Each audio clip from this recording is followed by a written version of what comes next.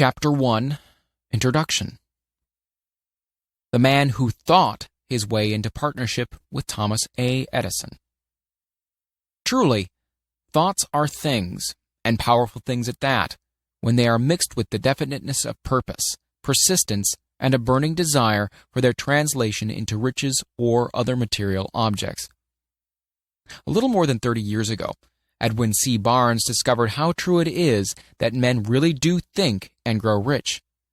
His discovery did not come out at one sitting, it came little by little, beginning with a burning desire to become a business associate of the great Edison. One of the great characteristics of Barnes's desire was that it was definite. He wanted to work with Edison, not for him. Observe carefully the description how he went about translating this desire into reality, and you'll have a better understanding of the 13 principles which lead to riches. When this desire, or impulse of thought, first flashed into his mind, he was in no position to act upon it. Two difficulties stood in his way. He didn't know Mr. Edison, and he did not have enough money to pay his railroad fare to Orange, New Jersey. These difficulties were sufficient to have discouraged the majority of men from making any attempt to carry out the desire.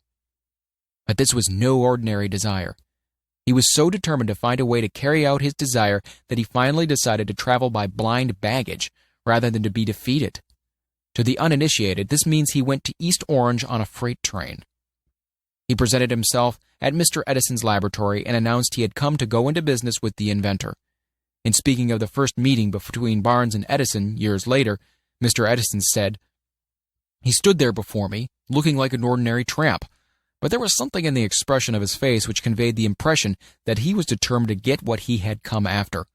I had learned from years of experience with men that when a man really desires a thing so deeply that he's willing to stake his entire future on a single turn of the wheel in order to get it, he's sure to win. I gave him the opportunity he asked for because I saw he had made up his mind to stand by until he succeeded. Subsequent events proved that no mistake was made." Just what young Barnes said to Mr. Edison on that occasion was far less important than that which he thought. Edison himself said so. It could not have been the young man's appearance which got him his start in the Edison office, for that was definitely against him. It was what he thought that counted. If the significance of this statement could be conveyed to every person who reads it, there would be no need for the remainder of this book. Barnes did not get his partnership with Edison on his first interview. He did get a chance to work in the Edison offices at a very nominal wage, doing work that was unimportant to Edison, but most important to Barnes, because it gave him an opportunity to display his merchandise, where his intended partner could see it.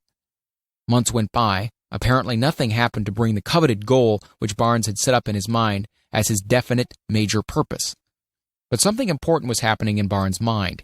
He was constantly intensifying his desire to become the business associate of Edison. Psychologists have correctly said that when one is truly ready for a thing, it puts in its appearance. Barnes was ready for a business association with Edison. Moreover, he was determined to remain ready until he got that which he was seeking. He did not say to himself, what's the use? I guess I'll change my mind and try for a salesman's job.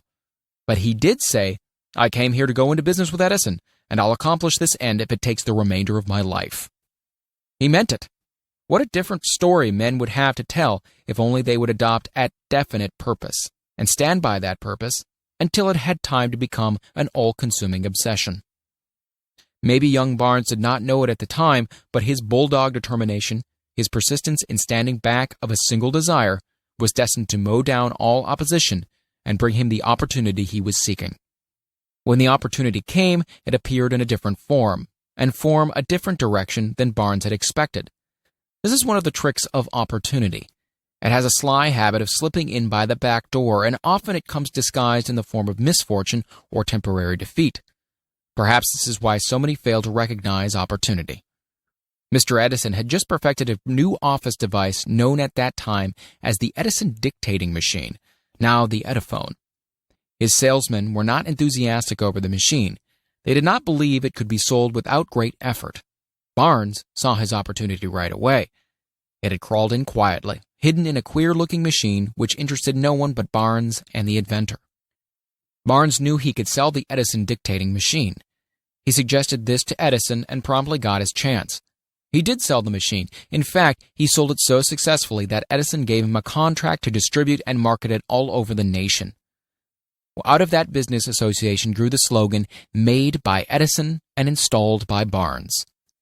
The business alliance has been in operation for more than 30 years. Out of it, Barnes has made himself rich in money, but he has done something infinitely greater.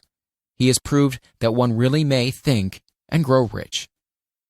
How much actual cash and original desire of Barnes has been worth to him, I have no way of knowing. Perhaps it has brought him $2 or $3 million, but the amount, whatever it is, becomes insignificant when compared with the greater asset he acquired in the form of definite knowledge that an intangible impulse of thought can be transmuted into its physical counterpart by the application of known principles. Barnes literally thought himself into a partnership with the great Edison. He thought himself into a fortune.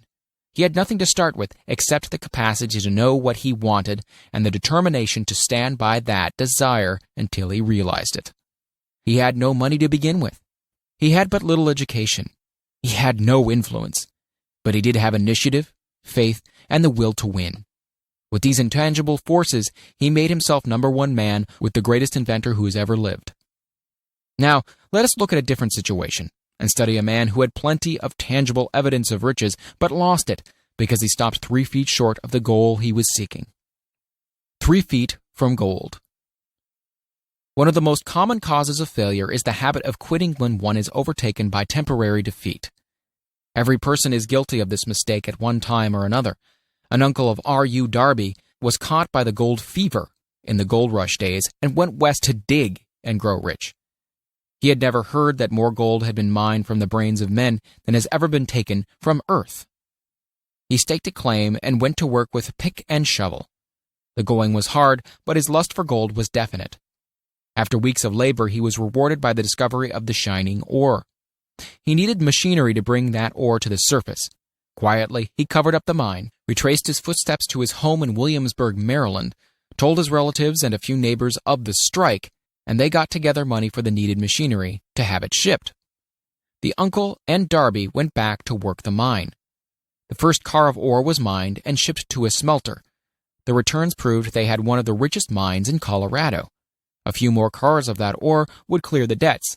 Then would come the big killing in profits. Down went the drills. Up went the hopes of Darby and Uncle.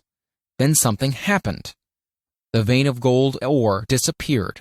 They had come to the end of the rainbow, and the pot of gold was no longer there. They drilled on, desperately trying to pick up the vein again, all to no avail. Finally, they decided to quit. They sold the machinery to a junk man for a few $100s and took the train back home. Some junk men are dumb, but not this one. He called in a mining engineer to look at the mine and do a little calculating. The engineer advised that the project had failed because the owners were not familiar with fault lines. His calculation showed that the vein would be found just 3 feet from where the Darbys had stopped drilling.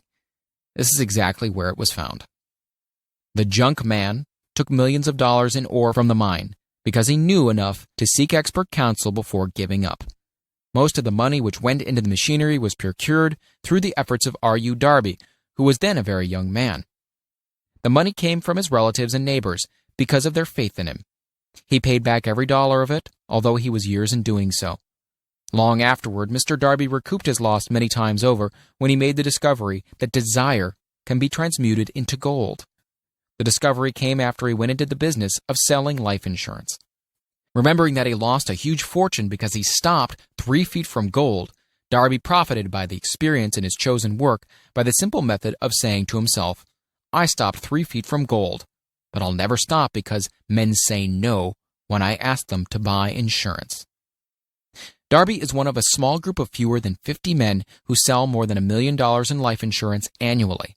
He owes his stickability to the lesson he learned from his quitability in the gold mining business. Before success comes in any man's life, he is sure to meet with much temporary defeat and perhaps some failure. When defeat overtakes a man, the easiest and most logical thing to do is to quit. That is exactly what the majority of men do.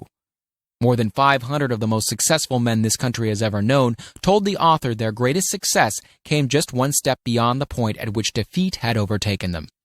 Failure is a trickster with a keen sense of irony and cunning. It takes great delight in tripping one when success is almost within reach. A 50-cent lesson in persistence. Shortly after Mr. Darby received his degree from the University of Hard Knocks and had decided to profit by his experience in the gold mining business, he had the good fortune to be present on an occasion that proved to him that no does not necessarily mean no. One afternoon, he was helping his uncle grind wheat in an old-fashioned mill. The uncle operated a large farm on which a number of colored sharecrop farmers lived. Quietly, the door was opened, and a small colored child, the daughter of a tenant, walked in and took her place near the door.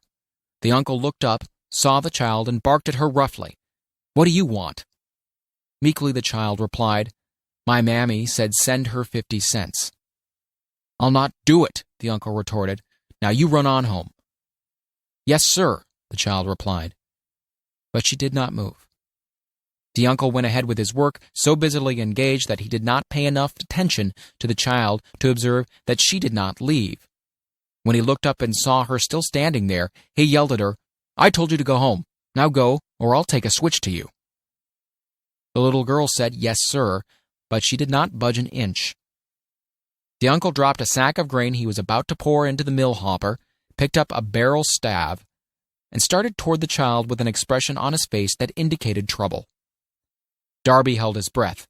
He was certain he was about to witness a murder. He knew his uncle had a fierce temper. He knew that colored children were not supposed to defy white people in that part of the country. When the uncle reached the spot where the child was standing, she quickly stepped forward one step, looked into his eyes, and screamed at the top of her shrill voice, "My mammy's gotta have that 50 cents. The uncle stopped, looked at her for a minute, then slowly laid the barrel staff down on the floor, put his hand in his pocket, took out $50 and gave it to her. The child took the money and slowly backed towards the door, never taking her eyes off the man whom she had just conquered. After she had gone, the uncle sat down on a box and looked out the window into space for more than 10 minutes. He was pondering with awe over the whipping he had just taken. Mr. Darby, too, was doing some thinking. That was the first time in his experience that he had seen a colored child deliberately master an adult white person. How did she do it? What happened to his uncle that caused him to lose his fierceness and become as docile as a lamb? What strange power did this child use that made her master over her superior? These and other similar questions flashed into Darby's mind, but he did not find the answer until years later when he told me the story. Strangely, the story of this unusual experience was told to the author in the old mill on the very spot where the uncle took his whipping. Strangely, too, I had devoted nearly a quarter of a century to the study of the power which enabled an ignorant, illiterate colored child to conquer an intelligent man. As we stood there in that musty old mill, Mr. Darby repeated the story of the unusual conquest and finished by asking, "What can you make of it? What strange power did that child use that so completely whipped my uncle?" The answer to this question will be found in the principles described in this book. The answer is full and complete. It contains details and instructions sufficient to enable anyone to understand and apply the same force which the little girl accidentally stumbled upon. Keep your mind alert, and you'll observe exactly what strange power came to the rescue of the child. You will catch a glimpse of this power in the next chapter. Somewhere in the book, you'll find an idea that will quicken your receptive powers and place at your command, for your own benefit, the same irresistible power. The awareness of this power may come to you in the first chapter, or it may flash into your mind in some subsequent chapter. It may come in the form of a single idea, or it may come in the nature of a plan or a purpose. Again, it may cause you to go back into your past experience of failure or defeat and bring to the surface the same lesson by which you can regain all that you lost through defeat. After I had described to Mr. Darby the power unwittingly used by the colored girl, he quickly retraced his 30 years of experience as a life insurance salesman, and frankly acknowledged that his success in that field was due in no small degree to the lesson he had learned from the child. Mr. Darby pointed out, "Every time a prospect tried to bow me out without buying, I saw that child standing there in the old mill, her big eyes glaring in defiance, and I said to myself, I've got to make this sale. The better portion of all sales I have made were made after people had said no." He recalled, too, his mistake in having stopped only 3 feet from gold, But, he said, that experience was a blessing in disguise. It taught me to keep on keeping on, no matter how hard the going may be, a lesson I needed to learn before I could succeed in anything. This story of Mr. Darby and his uncle, the colored girl and the gold mine, doubtless will be read by hundreds of men who make their living by selling life insurance. And to all of these, the author wishes to offer the suggestion that Darby owes to these two experiences his ability to sell more than $1 million of life insurance every year. Life is strange and often imponderable. Both the successes and failures have their roots in simple experiences. Mr. Darby's experiences were commonplace and simple enough, yet they held the answer to his destiny in life. Therefore, they were as important to him as life itself. He profited by these two dramatic experiences because he analyzed them and found the lesson they taught. But what of the man who has neither the time nor the inclination to study failure in search of knowledge that may lead to success? Where and how is he to learn the art of converting defeat into stepping stones to opportunity? In answer to these questions, this book was written. The answer called for a description of 13 principles, but remember as you read, the answer you may be seeking to the questions which have caused you to ponder over the strangeness of life may be found in your own mind through some idea, plan, or purpose which may spring into your mind as you read. One sound idea is all one needs to achieve success. The principles described in this book contain the best and the most practical of all that is known concerning ways and means of creating useful ideas. Before we may go any further in our approach to the description of these principles, we believe you are entitled to receive this important suggestion. When riches begin to come, they come so quickly in such great abundance that one wonders where they have been hiding during all those lean years. This is an astounding statement, and all the more so when we take into consideration the popular belief that riches come only to those who work hard and long. When you begin to think and grow rich, you will observe that